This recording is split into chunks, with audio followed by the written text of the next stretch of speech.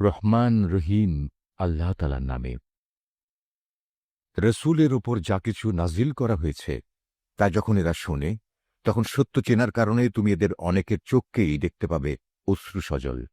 নিবেদিত হয়ে তারা বলে ওঠে, হে আমাদের মালিক, আমরা ঈমান এনেছি। তুমি আমাদের নাম সত্যের সাক্ষ্যদাতাদের দলে লিখে নাও। বিশেষ করে আমরা যখন এই প্রত্যাশা করি যে আমাদের মালিক আমাদের সৎ কর্মশীলদের দলভুক্ত করে দেবেন, তখন আল্লাহ তাআলা ও তার কাছ থেকে আমাদের কাছে যা কিছু সত্য এসেছে তার উপর আমরা ঈমান আনব না কেন? অতঃপর তাদের এই উক্তির কারণে আল্লাহ তাআলা সন্তুষ্ট হয়ে পরকালে তাদের এমন এক জান্নাত দান করবেন, যার তলদেশ দিয়ে অমিয় ঝর্ণাধারা প্রবহমান থাকবে। সেখানে তারা হবে চিরস্থায়ী। আর এটা হচ্ছে নেককার লোকদের যথার্থ পুরস্কার। অপরদিকে যারা কুফরি করেছে এবং আমার আয়াতগুলো অস্বীকার করেছে, তাকে মিথ্যা প্রতিপন্ন করেছে, তারা সবাই হবে জাহান্নামের অধিবাসী। হে ঈমানদার ব্যক্তিরা, আল্লাহ তাআলা তোমাদের জন্য যে পবিত্র জিনিসগুলো হালাল করে দিয়েছেন, তোমরা সেগুলো নিজেদের জন্য হারাম করে নিও না, আর কখনো হারামের সীমা লঙ্ঘন করো না। অবশ্যই আল্লাহ তাআলা সীমা লঙ্ঘনকারীদের অপছন্দ করেন। আল্লাহ তাআলা তোমাদের যে হালাল ও পবিত্র রিজিক দান করেছেন, তোমরা তা খাও এবং এ ব্যাপারে সে আল্লাহ তাআলার সীমারেখাকে ভয় করো, যার ওপর তোমরা ঈমান এনেছ। আল্লাহ তাআলা তোমাদের অর্থহীন শপথের জন্যে তোমাদের পাকড়াও করবেন না।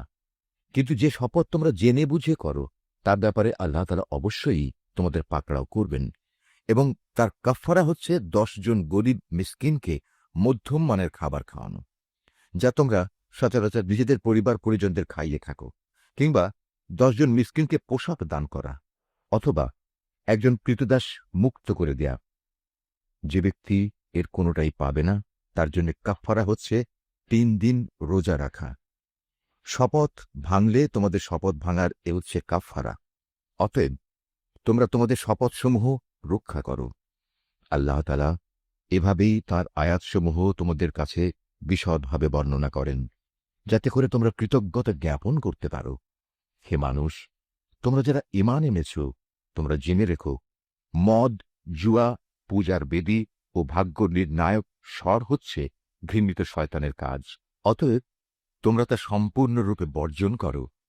শয়তান এই মদ ও জুয়ার দ্বারা তোমাদের মাঝে শত্রুতা ও বিদ্বেষ সৃষ্টি করে দিতে চায়, এবং এভাবে এ চক্করে ফেলে সে তোমাদের আল্লাহ তাআলার স্মরণ ও নামাজ থেকে দূরে সরিয়ে রাখবে। তোমরা কি এ কাজ থেকে ফিরে আসবে না?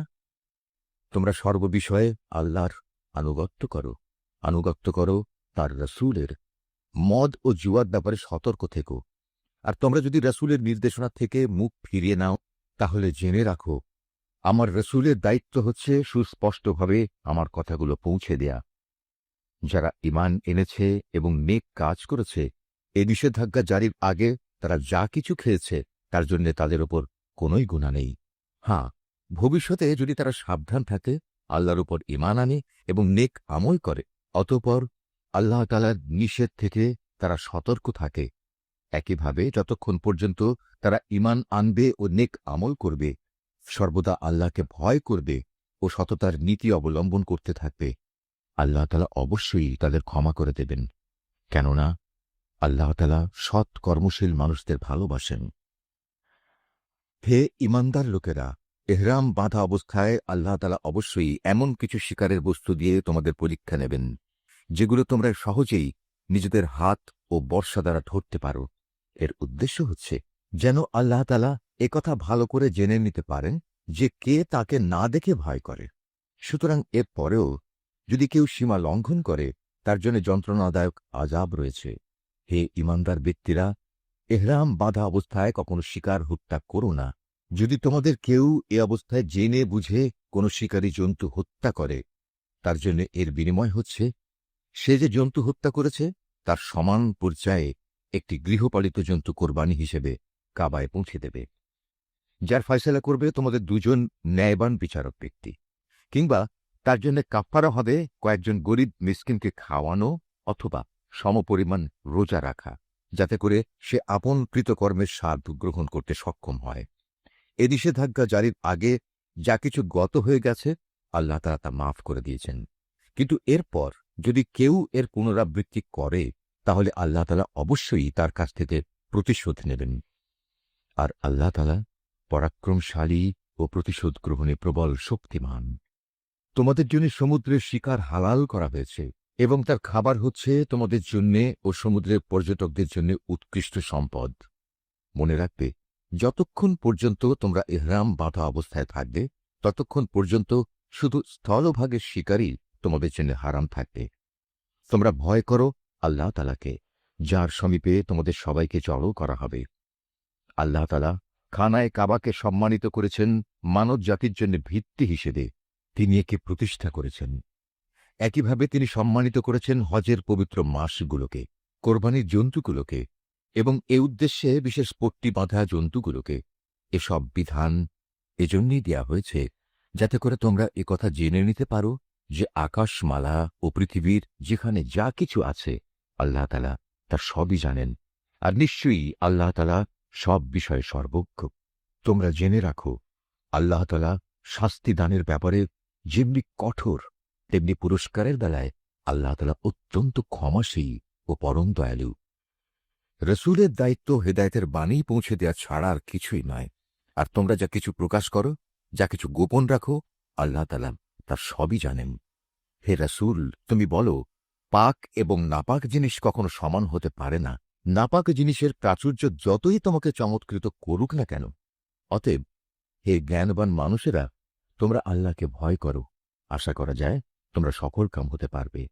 হে ঈমানদার লোকেরা, আল্লাহর নবীর কাছে এমন সব বিষয় নিয়ে প্রশ্ন করো না যার জবাব প্রকাশ করা হলে তাতে তোমাদেরই কষ্ট হবে।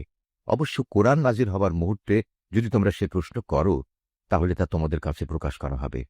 এ বিধান জারির আগে যা কিছু হয়ে গেছে তা আল্লাহ তাআলা তোমাদের মাফ করে দিয়েছেন, কেননা আল্লাহ তাআলা পরম ক্ষমাশীল ও ধৈর্যশীল। তোমাদের আগেও কিছু সম্প্রদায় তাদের নবীকে এ ধরনের প্রশ্ন করত, কিন্তু এর পরক্ষণেই তারা তা অমান্য করতে শুরু করল। দেবতার উদ্দেশ্যে প্রেরিত কান ছেঁচড়া বহিরা, দেবতার নামে উৎসর্গীকৃত সায়েবা, দেবতার উদ্দেশ্যে ছেড়ে দেয়া নর ও মাদি বাচ্চা প্রসবকারী ওয়াসিলা ও দেবতার উদ্দেশ্যে ছেড়ে দেয়া 10 বাচ্চা প্রসবকারিণী উশরি হাম, এর কোনোটাই কিন্তু আল্লাহ তাআলা নির্দিষ্ট করে দেননি। বরং কাফেররাই এসব কুসংস্কার দিয়ে আল্লাহর উপর মিথ্যা আরোপ করে, আর এদের অধিকাংশ লোক তো সত্য মিথ্যার তফাৎটুকু উপলব্ধি করে না। যখন এদের বলা হয় আল্লাহ তাআলা যা কিছু নাজিল করেছেন তোমরা সেদিকে এসো, এসো তার রসূলের দিকে, তখন তারা বলে, আমরা আমাদের বাপ দাদাদের যে বিধানের উপর পেয়েছি তাই আমাদের জন্য যথেষ্ট। যদিও তাদের বাপদাদারা সত্য মিথ্যা সম্পর্কে কিছুই জানত না এবং তারা হেদায়েত প্রাপ্তও ছিল না। হে ঈমানদার লোকেরা, তোমাদের নিজেদের দায়িত্ব তোমাদের নিজেদের ওপর। অন্য কোনো ব্যক্তি যদি গোমরা হয়ে গিয়ে থাকে তাহলে সে পথভ্রষ্ট ব্যক্তি তোমাদের কোনো ক্ষতি সাধন করতে পারবে না, যতক্ষণ পর্যন্ত তোমরা নিজেরা সঠিক পথের উপর চলতে থাকবে। তোমাদের সবাইকে আল্লাহর দিকেই ফিরে যেতে হবে। অতঃপর আল্লাহ তাআলা তোমাদের সেদিন বলে দেবেন তোমরা কে কি করেছিলে। হে ঈমানদার ব্যক্তিরা, তোমাদের কারো যখন মৃত্যুর সময় এসে উপনীত হয়, ওসিয়ত করার এ মুহূর্তে তোমরা তোমাদের মধ্যে থেকে 2 ন্যায়পরায়ণ মানুষকে সাক্ষী বানিয়ে রাখবে। আর যদি তোমরা প্রবাসে থাকো এবং এ সময় যদি তোমাদের উপর মৃত্যুর বিপদ এসে পড়ে, তখন বাইরের লোকদের মধ্যে থেকে 2 ব্যক্তিকে সাক্ষী বানিয়ে নেবে। পরে যদি এ ব্যাপারে তোমাদের কোনো সন্দেহ দেখা দেয় তাহলে সাক্ষী 2জনকে নামাজের পর আটকে রাখবে। অতঃপর তারা আল্লাহর নামে কসম করে বলবে, আমরা কোনো স্বার্থের খাতিরে এ সাক্ষ্য বিক্রি করব না। এর কোনো পক্ষ আমাদের ঘনিষ্ঠ আত্মীয় হলেও নয়। আমরা আল্লাহর জন্য এ সাক্ষ্য গোপন করব না। আমরা যদি তেমন কিছু করি তাহলে আমরা গুনাহগারদের দলে সামিল হয়ে যাব। পরে যদি একথা প্রকাশ পায় এ বাইরের 2জন সাক্ষী অপরাধে লিপ্ত ছিল, তাহলে আগে যাদের স্বার্থহানি ঘটেছিল তাদের মধ্যে থেকে 2জন সাক্ষী তাদের স্থলাভিষিক্ত হবে। তারা এসে আল্লাহর নামে শপথ করে বলবে, আমাদের সাক্ষ্য অবশ্যই তাদের সাক্ষ্য অপেক্ষা বেশি সত্যভিত্তিক হবে। আমরা সাক্ষ্যের ব্যাপারে সীমা লঙ্ঘন করিনি। আমরা যদি তেমনটি করি তাহলে আমরা জালেমদের দলভুক্ত হয়ে পড়ব। এ পদ্ধতিতে মানুষদের ঠিকমতো সাক্ষ্যদানের অধিকতর সম্ভাবনা আছে, অথবা তারা অন্ততপক্ষে এ ভয় করবে যে তাদের কসম করার পর আবার অন্য কোনো কসম দ্বারা তা বাতিল করে দেয়া হবে। তোমরা আল্লাহ তাআলাকে ভয় করো এবং রসূলের কথা শোনো। আল্লাহ তাআলা কখনো পাপী লোকদের সৎপথে পরিচালিত করেন না। যেদিন আল্লাহ তাআলা সকল রাসূলকে একত্রিত করে জিজ্ঞাসা করবেন, তোমাদের দাওয়াতের প্রতি মানুষদের পক্ষ থেকে কিভাবে সাড়া দেওয়া হয়েছিল, তারা বলবে, আমরা তো তার কিছুই জানি না। যাবতীয় অদৃশ্য বিষয় তুমিই পরিজ্ঞাত। স্মরণ করো, যখন আল্লাহ তাআলা বলবেন, হে মারিয়াম পুত্র ঈসা, আমার সেই নিয়ামতের কথা স্মরণ করো যা আমি তোমাকে ও তোমার মাকে দান করেছিলাম। যখন আমি পবিত্র আত্মা দিয়ে তোমাকে সাহায্য করেছিলাম, তুমি মানুষের সাথে যেমনি দোলনায় থাকতে কথা বলতে, তেমনি বলতে পরিণত বয়সেও। আমি যখন তোমাকে কিতাব, জ্ঞান বিজ্ঞান, তাওরাত ও ইনজিল দান করেছিলাম, তখন তুমি আমারই হুকুমে কাঁচা মাটি দিয়ে পাখি সদৃশ্য আকৃতি বানাতে, অতঃপর তাতে ফোঁ দিতে, আর আমার আদেশক্রমেই তা পাখি হয়ে যেত। আমারই হুকুমে তুমি জন্মান্ধ ও কুষ্ঠ রোগীকে নিরাময় করে দিতে। আমারই আদেশে তুমি মৃতদেহ থেকে জীবন বের করে আনতে। পরে যখন তুমি তাদের কাছে নবুয়তের এসব নিদর্শন নিয়ে পৌঁছলে, তখন তাদের মধ্যে যারা তোমাকে অস্বীকার করেছিল তারা বলল, এই নিদর্শনগুলো জাদু ছাড়ার কিছুই নয়। তখন আমি তোমার কোন অনিষ্ট সাধন থেকে বনী ইসরায়েলদের নিবৃত্ত করে রেখেছিলাম। আরও স্মরণ করো, যখন আমি হাওয়ারীদের অন্তরে এ প্রেরণা দিয়েছিলাম যে তোমরা আমার প্রতি ও আমার রসূলের প্রতি ঈমান আনো। তারা বলল, হে মালিক, আমরা তোমার উপর ঈমান আনলাম। তুমি এ কথা সাক্ষ্য থেকো যে আমরা তোমার অনুগত ছিলাম। অতঃপর যখন এই হাওয়ারীদের দল বলল, হে মারিয়াম পুত্র ঈসা, তোমার মালিক কি আসমান থেকে খাবার সজ্জিত একটি টেবিল আমাদের জন্য পাঠাতে পারেন না? ঈসা জবাব দিল, সত্যি যদি তোমরা মোমেন হয়ে থাকো, তাহলে কোনো অহেতুক দাবি পেশ করার ব্যাপারে তোমরা আল্লাহ তাআলাকে ভয় করো। তারা বলল, আমরা শুধু এটুকুই চাই যে আল্লাহর পাঠানো সেই টেবিল থেকে কিছু খাবার খেতে। এতে আমাদের মন পরিতৃপ্ত হয়ে যাবে। তাছাড়া এতে করে আমরা এও জানতে পারব তুমি আমাদের কাছে সঠিক কথা বলেছ। আমরা নিজেরাই সত্যের পক্ষে সাক্ষী হয়ে থাকতে চাই। মারিয়াম পুত্র ঈসা আল্লাহর দরবারে বলল, হে আল্লাহ, হে আমাদের মালিক, তুমি আমাদের জন্য আসমান থেকে খাবার সজ্জিত একটি টেবিল পাঠাও। এ হবে আমাদের জন্য, আমাদের পূর্ববর্তী ও আমাদের পরবর্তীদের জন্য তোমার কাছ থেকে পাঠানো একটি আনন্দ উৎসব। সর্বোপরি এটা হবে তোমার কুদরতের নিদর্শন। তুমি আমাদের রিজিক দাও, কেননা তুমি হচ্ছ উত্তম রিজিক দাতা। আল্লাহ তাআলা বললেন, হাঁ, আমি তোমাদের কাছে তা অচিরে পাঠাচ্ছি। তবে এর পরেও যদি তোমাদের কেউ আমার ক্ষমতা অস্বীকার করে, তাহলে তাকে আমি এমন কঠিন শাস্তি দেব যা আমি সৃষ্টি করে কাউকেই আর দেব না। যখন আল্লাহ তাআলা বলবেন, হে মারিয়াম পুত্র ঈসা, তুমি কি কখনো তোমার লোকদের একথা বলেছিলে যে তোমরা আল্লাহকে বাদ দিয়ে আমাকে ও আমার মাকে ইলাহ বানিয়ে নাও? এ কথার উত্তরে সে বলবে, হে আল্লাহ, সমগ্র পবিত্রতা তোমার জন্যে। এমন কোনো কথা আমার পক্ষে শোভা পেত না যে কথা বলার আমার কোনো অধিকারই ছিল না। যদি আমি তাদের এমন কোনো কথা বলতামই, তাহলে তুমি তো অবশ্যই তা জানতে। নিশ্চয়ই তুমি তা জানো আমার মনে যা কিছু আছে, কিন্তু আমি তো জানি না তোমার মনে কি আছে। যাবতীয় গোপন বিষয় অবশ্যই তুমি সম্যক জ্ঞাত আছো। তুমি আমাকে যা কিছু বলতে হুকুম করেছ, আমি তো তাদের তাছাড়া অন্য কিছুই বলিনি। আর সে কথা ছিল, তোমরা শুধু আল্লাহ তাআলার ইবাদত করো, যিনি আমার মালিক, তোমাদেরও মালিক। আমি যতদিন তাদের মধ্যে ছিলাম, ততদিন তো আমি নিজেই তাদের কার্যকলাপে সাক্ষী ছিলাম। কিন্তু যখন তুমি আমাকে তুলে নিলে, তখন তুমিই ছিলে তাদের উপর একক নিগাহবান। যাবতীয় ক্রিয়াকর্মের তুমিই ছিলে একক খবরদার। আজ তাদের অপরাধের জন্যে তুমি যদি তাদের শাস্তি দাও, দিতে পারো, কারণ তারা তো তোমারই বান্দা। আর তুমি যদি তাদের ক্ষমা করে দাও, তাও তোমার মর্জি। তুমিই হচ্ছ বিপুল ক্ষমতাশালী, প্রজ্ঞাময়। আল্লাহ তাআলা বলবেন, হাঁ, এ হচ্ছে সেদিন যেদিন সত্যাশ্রয়ী ব্যক্তিরা তাদের সততার জন্য প্রচুর কল্যাণ লাভ করবে। আর সে কল্যাণ হচ্ছে তাদের জন্য এমন সুরম্য জান্নাতের ব্যবস্থা করে রাখা হয়েছে, যার তলদেশ দিয়ে অমীয় ঝর্ণাধারা প্রবাহিত থাকবে। সেখানে তারা চিরদিনে থাকবে। আল্লাহ তাআলা তাদের উপর সন্তুষ্ট থাকবেন এবং তারাও আল্লাহর উপর সন্তুষ্ট থাকবে। বস্তুত এ হচ্ছে এক মহা সাফল্য।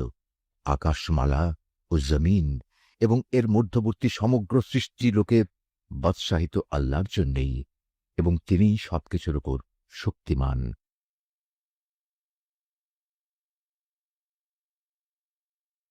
সূরা আল আনাম, রহমান রহিম আল্লাহ তাআলার নামে। সমস্ত প্রশংসা আল্লাহর জন্যে, যিনি আকাশমালা ও ভূমণ্ডল পয়দা করেছেন এবং তিনি অন্ধকারসমূহ ও আলো সৃষ্টি করেছেন। অতঃপর যারা আল্লাহ তাআলাকে অস্বীকার করে তারা প্রকারান্তরে এর দ্বারা অন্য কিছুকেই তাদের মালিকের সমকক্ষ হিসেবে দাঁড় করায়।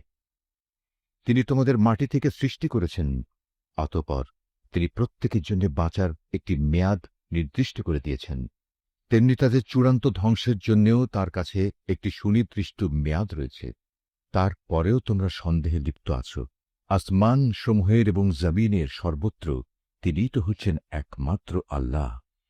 তিনি যেমনি তোমাদের গোপন ও প্রকাশ্য বিষয়সমূহ জানেন, তেমনি তিনি জানেন তোমরা কে পাপ পুণ্যের কতটুকু উপার্জন করছ তাও। তাদের মালিকের নিদর্শনসমূহের মধ্যে এমন একটি নিদর্শনও নেই যা তাদের কাছে আসার পর তারা তা থেকে মুখ ফিরিয়ে নেয়নি। তাদের কাছে যতবারই আমার পক্ষ থেকে সত্য দিন এসেছে ততবারই তারা তা অস্বীকার করেছে। অচিরেই তাদের কাছে সে খবরগুলো এসে হাজির হবে যা নিয়ে তারা হাসি তামাশা করছিল।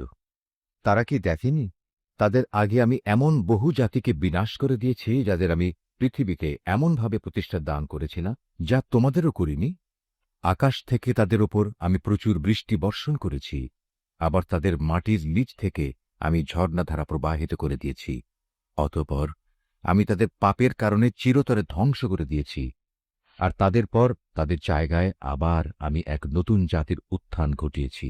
হে নবী, আমি যদি তোমার কাছে কাগজে লেখা কোনো কেতাব নাজিল করতাম এবং তারা যদি তাদের হাত দিয়ে তা স্পর্শ করত, তাহলেও কাফেররা বলতো, এটা তো সুস্পষ্ট জাদু ছাড়া আর কিছুই নয়।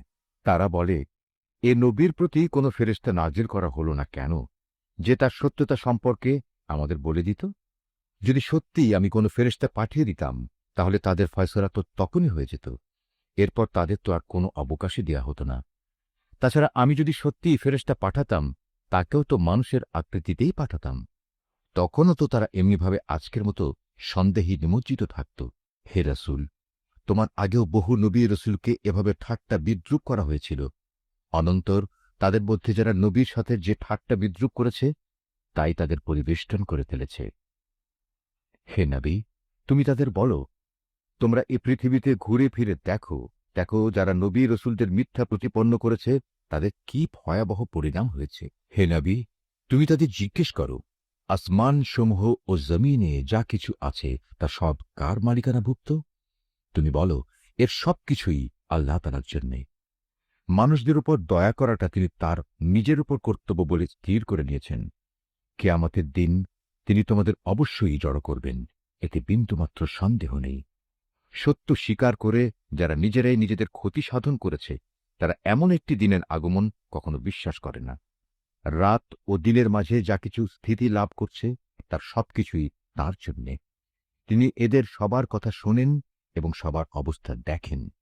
হে নবী, তুমি বলো, আমি কিভাবে আসমানসমূহ ও জমিনের মালিক আল্লাহ তাআলাকে বাদ দিয়ে অন্য কাউকে নিজের পৃষ্ঠপোষক বানিয়ে নেব, অথচ তিনি সৃষ্টিলোকের সবাইকে আহার যোগান। তাকে কোন রকম আহার যোগানো যায় না। তুমি বলো, আমাকে আদেশ দেয়া হয়েছে যেন সবার আগে আমি মুসলমান হয়ে যাই, এবং আমাকে আরো আদেশ দেয়া হয়েছে তুমি কখনো মুশরিকদের দলে শামিল হইও না। তুমি আরো বলো, আমি যদি আমার মালিকের কথা না শুনি তাহলে আমি এক মহাদিবসের আযাব আমার উপর আপতিত হওয়ার ভয় করি।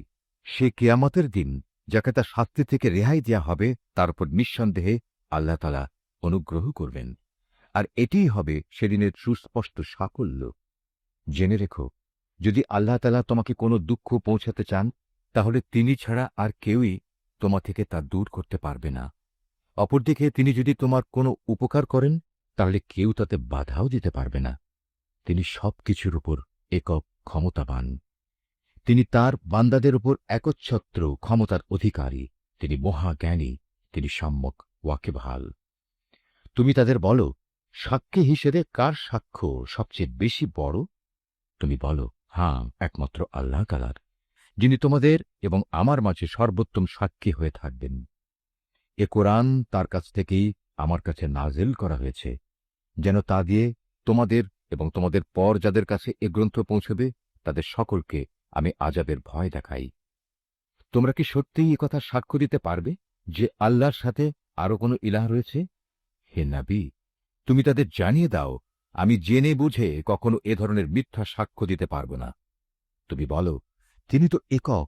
তোমার আল্লাহ তাআলার সাথে যে শিরক করে যাচ্ছ, তার সাথে আমার কোনোই সম্পর্ক নেই। তোমার আগে যাদের আমি কেতাব দান করেছি, তারা নবীকে ঠিক সেভাবেই চেনে, যেভাবে চেনে তারা তাদের আপন ছেলেদের।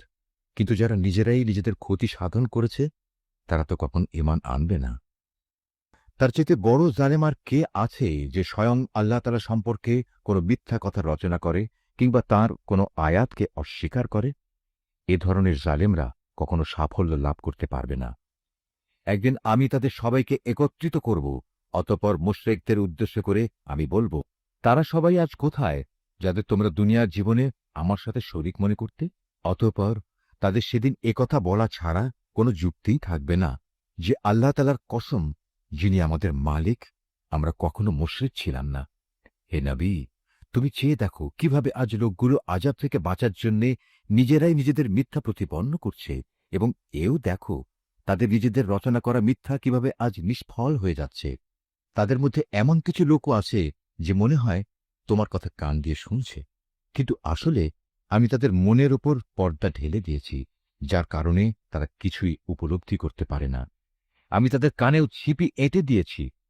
মূলত তারা যদি আল্লাহর সব নিদর্শন দেখেও নেয়, তবু তারা তার প্রতি ঈমান আনবে না। এমনকি তারা যখন তোমার সামনে আসবে, তখন তোমার সাথে বিতর্কে লিপ্ত হবে। কোরআনের আয়াত সম্পর্কে কাফেররা বলবে, এ তো পুরনো দিনের গল্প কথা ছাড়া আর কিছুই নয়। তারা যেমন নিজেদের তা শোনা থেকে বিরত রাখে, তেমনি অন্যদেরও তা থেকে দূরে রাখে। মূলত এ আচরণে তারা নিজেদেরই ধ্বংস সাধন করছে, অথচ তারা কোনো খবরই রাখে না। তুমি যদি সত্যিই তাদের দেখতে পেতে, যখন এই হতভাগ্য ব্যক্তিদের জ্বলন্ত আগুনের পাশে এদের দাঁড় করানো হবে, তখন তারা চিৎকার করে বলবে, হায়, যদি আমাদের আবার দুনিয়ায় ফেরত পাঠানো হতো, তাহলে আমরা আর কখনো আমাদের মালিকের আয়াতসমূহকে মিথ্যা প্রতিপন্ন করতাম না, এবং আমরা অবশ্যই ঈমানদার লোকদের দলে সামিল হয়ে যেতাম। এর আগে যা কিছু তারা গোপন করে আসছিল, আজ তা তাদের সামনে উন্মুক্ত হয়ে গেল। আসলে যদি তাদের আবার দুনিয়ায় ফেরত পাঠানোও হয়, তবু তারা তাই করে বেড়াবে যা থেকে তাদের নিষেধ করা হয়েছিল। তারা আসলেই মিথ্যাবাদী। এ লোকগুলো আরও বলে, আমাদের এ পার্থিব জীবনই হচ্ছে একমাত্র জীবন, আমরা কখনোই পুনর্জীবিত হব না। হায়, তুমি যদি সত্যি সে দৃশ্য দেখতে পেতে, যখন তাদেরকে তাদের মালিকের সামনে দাঁড় করানো হবে এবং তিনি তাদের জিজ্ঞেস করবেন, আজ বলো, এদিনটি কি সত্য নয়? তারা বলবে, হাঁ, আমাদের মালিকের শপথ, এটা সত্য। তিনি বলবেন, তাহলে আজ সে কঠিন আযাব ভোগ করো, যা তোমরা সবসময় অবিশ্বাস করতে। অবশ্যই তারা ভীষণভাবে ক্ষতিগ্রস্ত হয়ে পড়েছে, যারা আল্লাহর সামনাসামনি হওয়াকে মিথ্যা বলেছে। আর একদিন যখন সত্যি সত্যি কিয়ামতের ঘণ্টা হঠাৎ করে তাদের সামনে এসে হাজির হবে, তখন তারা বলবে, হায় আফসোস, দুনিয়ায় এই দিনটিকে আমরা কতই না অবহেলা করেছি। সেদিন তারা নিজেদের পাপের বোঝা নিজেদের পিঠেই বয়ে বেড়াবে। কত ভারী ও নিকৃষ্ট বোঝা হবে সেটি, যা তারা সেদিন বয়ে বেড়াবে। আর এ বৈষয়িক জীবন, এ তো নিছক কিছু খেল তামাশা ছাড়া আর কিছুই নয়। মূলত পরকালের বাড়িঘরই তাদের জন্য উৎকৃষ্ট, যারা আল্লাহ তাআলাকে ভয় করে। তোমরা কি মোটেই অনুধাবন করো না? হে রাসূল, আমি জানি এ লোকগুলো যেসব অহেতুক কথাবার্তা বলে তা তোমাকে কত পীড়া দেয়, কিন্তু তুমি কি জানো, এরা এসব বলে শুধু তোমাকে মিথ্যা সাব্যস্ত করছে না, বরং এই জালেমরা এর মাধ্যমে আল্লাহ তাআলার আয়াতকেই অস্বীকার করছে। তোমার আগেও এভাবে বহু নবী রাসূলকে মিথ্যাবাদী সাব্যস্ত করা হয়েছিল, কিন্তু তাদের মিথ্যাবাদী সাব্যস্ত করা ও নানা রকম নির্যাতন চালাবার পরেও তারা কঠোর ধৈর্য ধারণ করেছে। শেষ পর্যন্ত তাদের কাছে আমার পক্ষ থেকে সাহায্য এসে হাজির হয়েছে। আল্লাহর কথা রদবদলকারী কেউ নেই। তদুপরি নবীদের এসব সংবাদ তো তোমার কাছে আগেই এসে পৌঁছেছে। তারপরেও যদি তাদের এ উপেক্ষা তোমার কাছে কষ্টকর মনে হয়, তাহলে তোমার সাধ্য থাকলে তুমি পালানোর জন্যে ভূগর্ভে কোনো সুড়ঙ্গ কিংবা আসমানের সিঁড়ি তালাশ করো। সেখানে চলে যাও এবং সেখান থেকে তাদের জন্য কোনো কিছু একটা নিদর্শন নিয়ে এসো। আসলে আল্লাহ তাআলা যদি চাইতেন, তাদের সবাইকে হেদায়েতের উপর জড়ো করে দিতে পারতেন। তুমি কখনো জেনে বুঝে মূর্খ লোকদের দলে সামিল হইও না, যারা এ কথাগুলো যথাযথভাবে শোনে তারা অবশ্যই আল্লাহর ডাকে সাড়া দেয়। যারা মরে গেছে আল্লাহ তাআলা এদের সবাইকেও কবর থেকে উঠিয়ে জড়ো করে নেবেন। অতঃপর মহাবিচারের জন্যে তারা সবাই তার সামনে প্রত্যাবর্তিত হবে। এরা বলে, নবীর উপর তার মালিকের পক্ষ থেকে আমাদের কথা মতো কোনো নিদর্শন নাজিল করা হয়নি কেন? হে রাসূল, তুমি তাদের বলো, অবশ্যই আল্লাহ তাআলা সব ধরনের নিদর্শন পাঠানোর ক্ষমতা রাখেন, কিন্তু সত্য কথা হচ্ছে এদের অধিকাংশ লোকই কিছু জানে না। জমিনের বুকে বিচরণশীল যে কোনো জন্তু কিংবা বাতাসের বুকে নিজ ডানা দুটি দিয়ে উড়ে চলা যে কোনো পাখি তোমরা দেখো না কেন? এগুলি সবই তোমাদের মতো আল্লাহ তাআলার সৃষ্টি। আমি আমার গ্রন্থে তথ্য সংযোজনে কোনো কিছুই বাকি রাখিনি। অতঃপর এদের সবাইকে একদিন তাদের মালিকের কাছে ফিরে যেতে হবে। যারা আমার আয়াতকে মিথ্যা সাব্যস্ত করে তারা হেদায়েতের ব্যাপারে বধির ও মূক, তারা অন্ধকারে পড়ে আছে। আল্লাহ তাআলা যাকে চান তাকে গোমরা করে দেন, আবার যাকে চান তাকে সঠিক পথের ওপর স্থাপন করে দেন। তুমি বলো, তোমরা কি ভেবে দেখেছ যখন তোমাদের ওপর আল্লাহর পক্ষ থেকে বড় ধরনের কোনো আযাব আসবে কিংবা হঠাৎ করে কিয়ামত এসে হাজির হবে, তখন তোমরা কি আল্লাহ তাআলা ছাড়া আর কাউকে ডাকবে? জবাব দাও, যদি তোমরা সত্যবাদী হও, বরং তোমরা সেদিন শুধু তাকেই ডাকবে। তোমরা যে জন্যে তাকে ডাকবে তিনি চাইলে তা দূর করে দেবেন, এবং যাদের তোমরা আল্লাহ তাআলার সাথে অংশীদার বানাতে তাদের সবাইকেই তখন তোমরা ভুলে যাবে।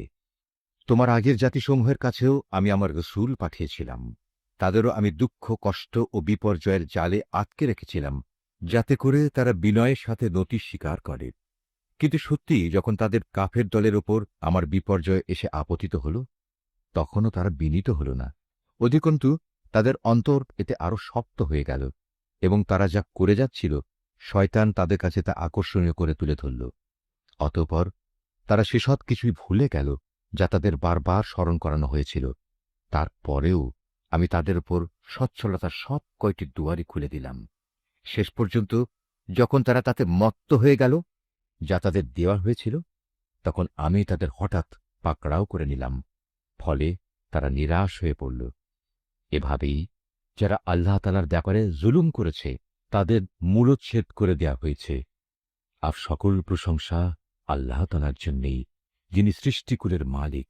হে রাসূল, তাদের তুমি বলো, তোমরা কি একথা ভেবে দেখেছ, যদি আল্লাহ তাআলা কখনো তোমাদের শোনার ও দেখার ক্ষমতা কেড়ে নেন এবং তোমাদের অন্তরসমূহের উপর মোহর মেরে দেন, তবে আল্লাহ তাআলা ছাড়া তোমাদের দ্বিতীয় কোনো ইলাহ আছে কি যে তোমাদের এসব কিছু ফিরিয়ে দিতে পারবে? লক্ষ্য করো কিভাবে আমার আয়াতসমূহ আমি খুলে খুলে বর্ণনা করছি। আশ্চর্যের বিষয়, এ সত্ত্বেও তারা মুখ ফিরিয়ে নিচ্ছে।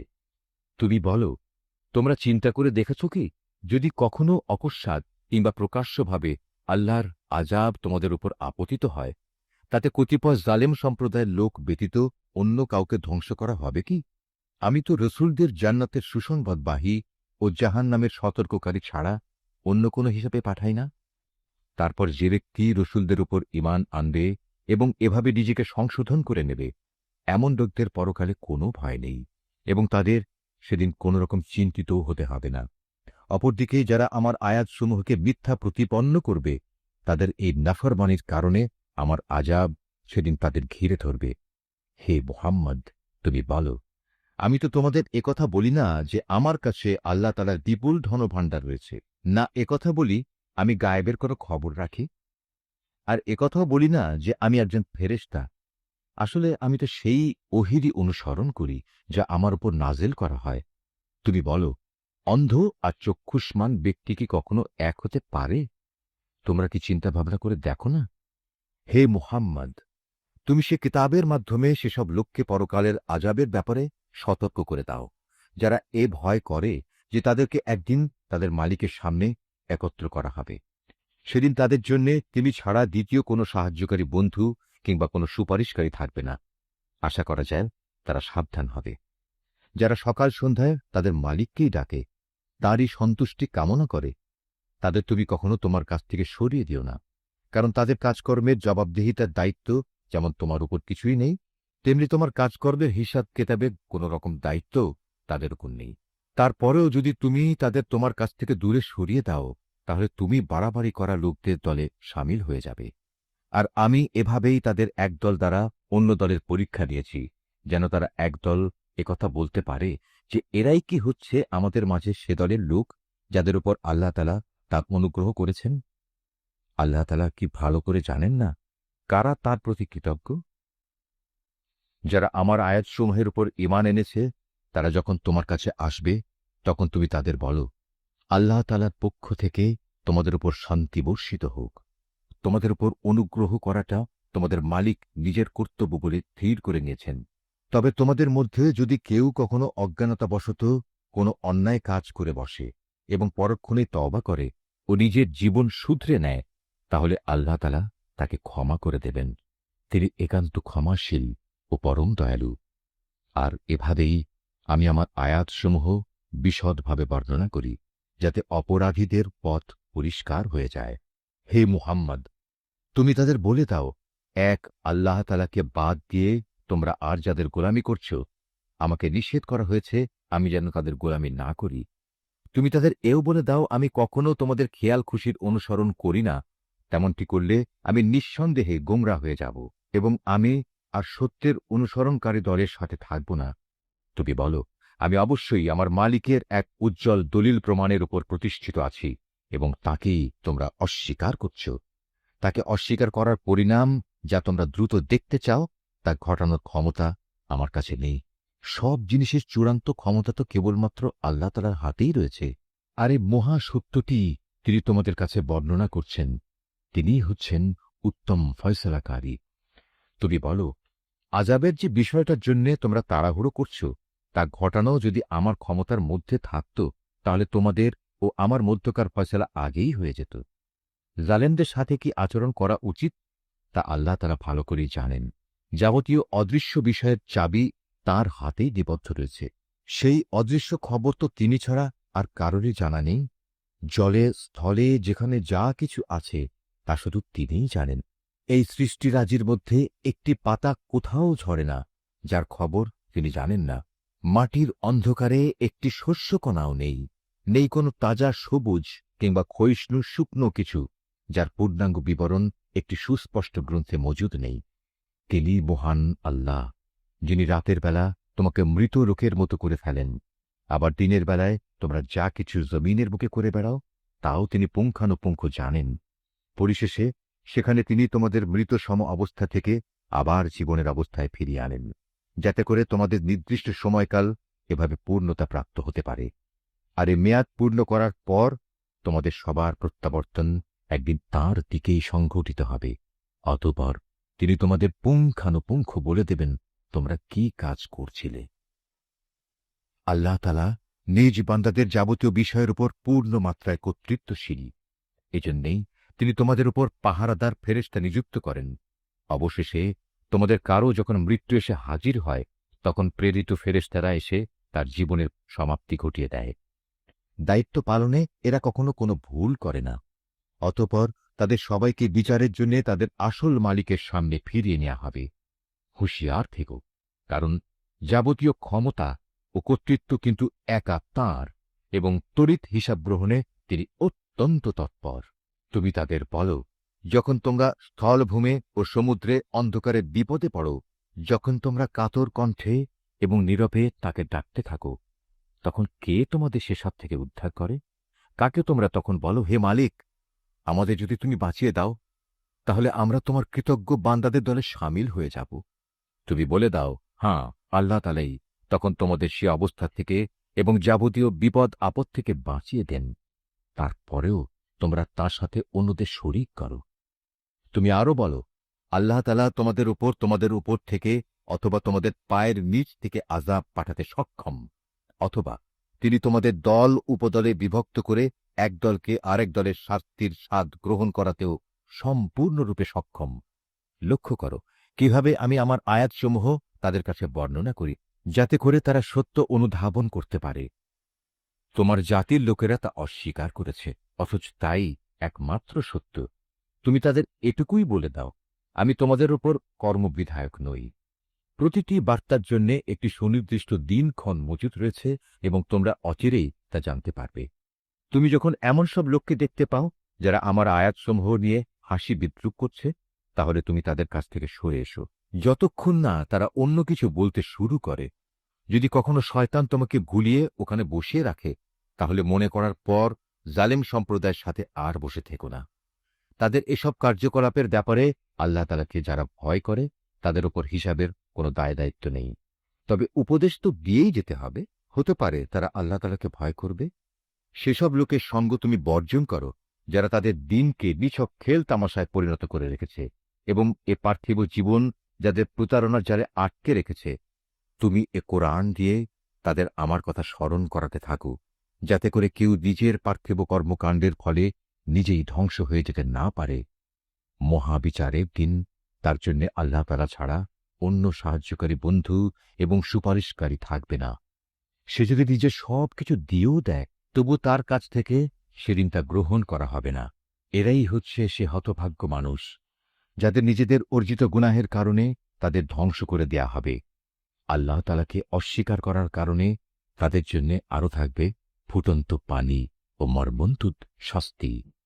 তুমি তাদের বলো, আমরা কি আল্লাহ তাআলাকে বাদ দিয়ে এমন কাউকে ডাকব, যে না আমাদের কোনো উপকার করতে পারে, না আমাদের কোনো অপকার করতে পারে? আল্লাহ তাআলা যেখানে আমাদের চলার জন্য সঠিক পথ বাতলে দিয়েছেন, সেখানে তাকে বাদ দিয়ে আমরা কি আবার উল্টো পথে ফিরে যাব? ঠিক সে ব্যক্তিটির মতো, যাকে শয়তানরা জমিনের বুকে পথভ্রষ্ট করে দাঁড়ে দাঁড়ে ঠোকর খাওয়াচ্ছে, অথচ তার সঙ্গী সাথীরা তাকে ডাকবে, তুমি আমাদের কাছে এসো, আমাদের কাছে মজুদ আল্লাহ তাআলার সহজ সরল পথের দিকে।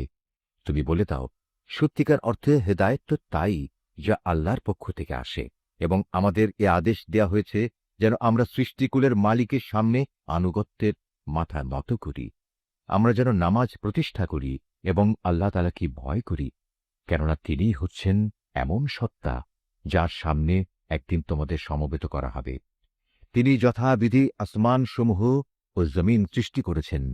যেদিন আবার তিনি বলবেন সব কিছু বিলীন হয়ে যাও, তখন সাথে সাথেই তা বিলীন হয়ে যাবে।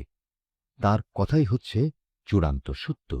যেদিন সিঙায় ফু দেয়া হবে, সেদিন যাবতীয় কর্তৃত্ব ও বাদশাহী হবে একান্তই তাঁর। তিনি দৃশ্য অদৃশ্য সব কিছু সম্পর্কেই সম্যক অবগত রয়েছেন। তিনি প্রজ্ঞাময়, তিনি সম্যক অবগত। স্মরণ করো, যখন ইব্রাহিম তার পিতা আজরকে বলল, তুমি কি মূর্তিগুলোকে মাবুদ বানিয়ে নিয়েছ? আমি তো দেখতে পাচ্ছি তুমি ও তোমার সম্প্রদায়ের লোকেরা স্পষ্ট গোমরাহিতে নিমজ্জিত রয়েছ। এভাবে আমি ইব্রাহিমকে আকাশসমূহ ও জমিনের যাবতীয় পরিচালন ব্যবস্থা দেখাতে চেয়েছিলাম, যেন সে নিশ্চিত বিশ্বাসীদের দলে সামিল হয়ে যেতে পারে। যখন তার উপর আঁধার ছেয়ে রাত এল, তখন সে একটি তারকা দেখতে পেল। তারকাটি দেখেই সে বলে উঠল, এ বুঝি আমার মালিক। কিন্তু কিছুক্ষণ পরেই যখন তারকাটি ডুবে গেল, তখন সে কিছুটা দ্বিধাগ্রস্ত হয়ে বলল, যা ডুবে যায় তাকে তো আমি আমার মালিক বলে পছন্দ করতে পারি না। এবার যখন সে আকাশে একটি ঝলমলে চাঁদ দেখল, তখন বলল, হাঁ, এই মনে হয় আমার মালিক। অতঃপর এক পর্যায়ে যখন তাও ডুবে গেল, তখন সে বলল, আমার রব যদি আমাকে সঠিক পথে দিশা না দেখান, তাহলে অবশ্যই আমি গোমরা লোকদের দলে সামিল হয়ে যাব। এরপর দিনের বেলায় সে যখন দেখল একটি আলোকোজ্জ্বল সূর্য, এবং দেখেই বলতে লাগল, মনে হচ্ছে এ আমার মালিক, কারণ এ যাবৎ যা দেখেছি এটা তার সবগুলোর বড়। সন্ধ্যা ঘনিয়ে আসতে আসতে তাও যখন ডুবে গেল, তখন ইব্রাহিম নতুন বিশ্বাসে বলীয়ান হয়ে নিজের জাতিকে ডেকে বলল, হে আমার সম্প্রদায়ের লোকেরা, তোমরা যেসব কিছুকে আল্লাহ তাআলার সাথে অংশীদার বানাও, আমি তা থেকে সম্পূর্ণ মুক্ত। আমি নিষ্ঠার সাথে সেই মহান সার্বভৌম মালিকের দিকেই আমার মুখ ফিরিয়ে নিচ্ছি, যিনি এই আসমানসমূহ ও জমিন সহ চাঁদ, সূরজ, গ্রহ, তারা সবকিছু পয়দা করেছেন। আমি এখন আর মুশরিকদের দলভুক্ত নই। এরপরই তার জাতির লোকেরা তার সাথে আল্লাহ তাআলার ব্যাপারে বিতর্ক শুরু করে দিল।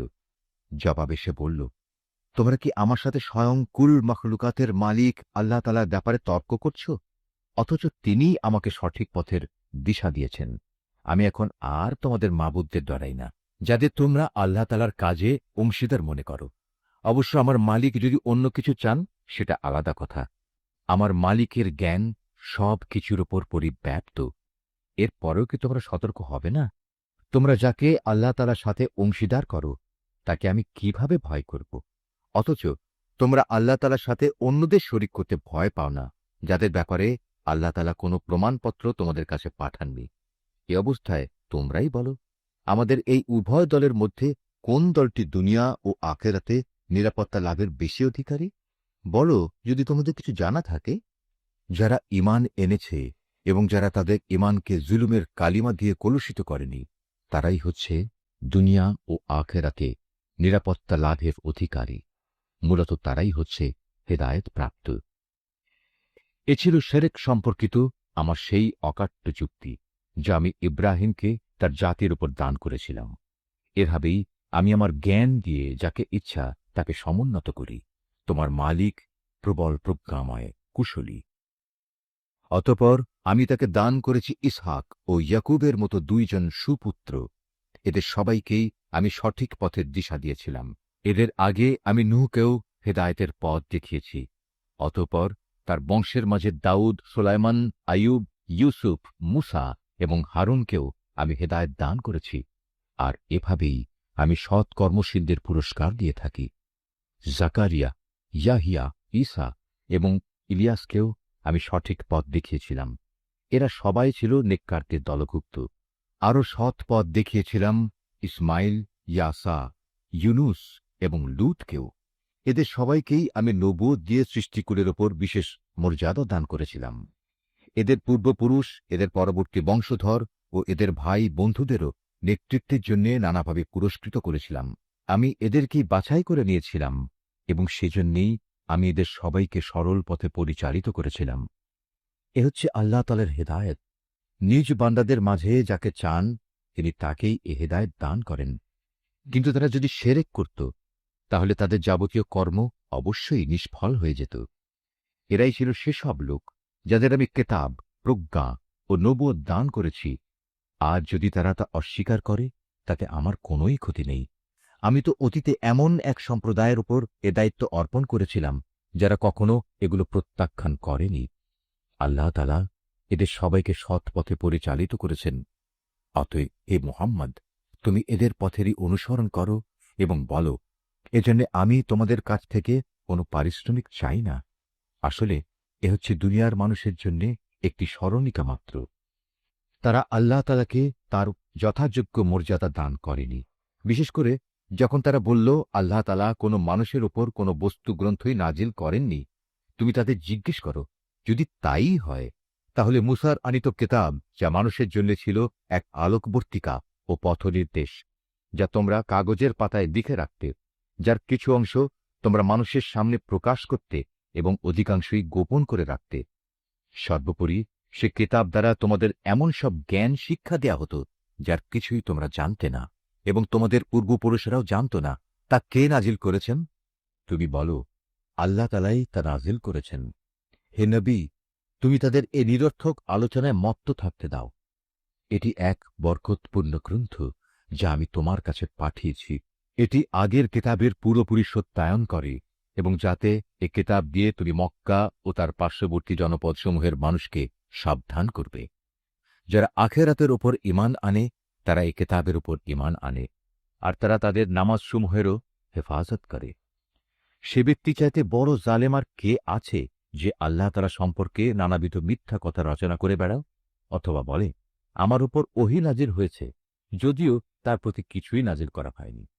তার চাইতে বড় জালেম কে যে বলে আমি অচিরেই আল্লাহর নাজিল করা গ্রন্থের মতো কিছু নাজিল করে দেখাবো? যদি জালেমদের মৃত্যু যন্ত্রণা উপস্থিত হবার সময় তাদের অবস্থাটা তুমি দেখতে পেতে, যখন মৃত্যুর ফেরেশতারা তাদের দিকে হাত বাড়িয়ে দিয়ে বলবে, তোমাদের প্রাণবায়ু বের করে দাও। তোমরা আল্লাহ তাআলা সম্পর্কে যেসব অন্যায় কথা বলতে এবং আল্লাহর আয়াতের ব্যাপারে যে ক্ষমাহীন ঔদ্ধত্য প্রকাশ করতে, তার জন্য আজ অত্যন্ত অবমাননাকর এক আযাব তোমাদের দেয়া হবে। আজ তোমরা আমার সামনে একাকী নিঃসঙ্গ অবস্থায় এলে, যেমনি নিঃসঙ্গ অবস্থায় আমি তোমাদের প্রথমবার তৈরি করেছিলাম।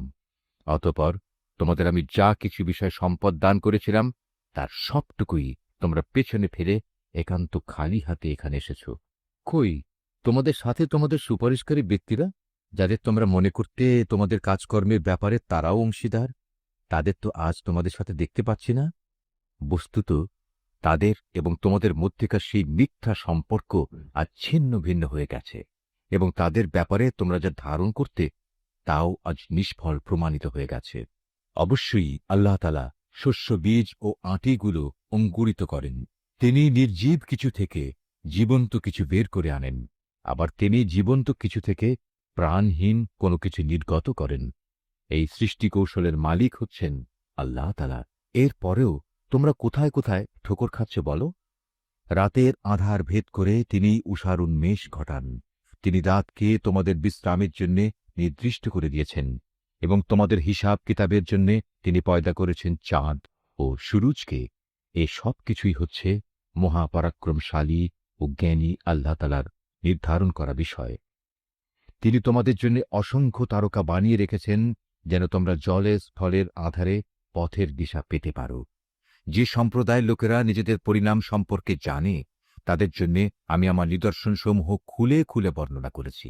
তিনি তোমাদের মাত্র একটি ব্যক্তি সত্তাখিতে পয়দা করেছেন, অতঃপর তিনি বানিয়ে দিলেন তোমাদের থাকার জায়গা ও মাল সামানা রাখার জায়গা।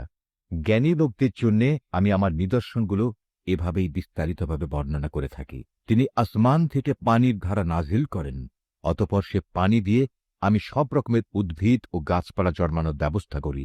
তা থেকে সবুজ শ্যামল পাতা উদ্গত করি।